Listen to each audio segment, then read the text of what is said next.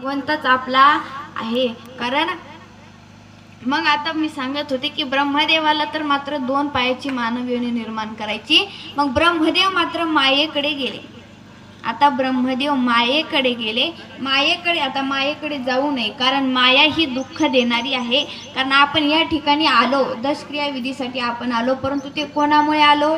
मायेमुळे. माया आपल्याला या ठिकाणी घेऊन आली म्हणून आपण इथपर्यंत आलो. मग त्या मायेमुळे आपण इथपर्यंत आलो. मग ती माया दुःख देणारी आहे. परंतु ब्रह्मदेव मायेकडे गेले. मग माया म्हणजे आई आणि ब्रह्म म्हणजे वडील. आणि माया आणि ब्रह्म एकत्र झाले की भगवंताचा अंश निर्माण होत असतो. माया ब्रह्म एकत्र झाल्याच्या नंतर भगवंताचा अंश निर्माण होतो. मग तो भगवंताचा अंश निर्माण होत असतो. मग तो सात्विक विचाराचा असतो.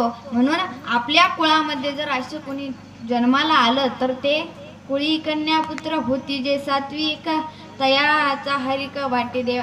असं जर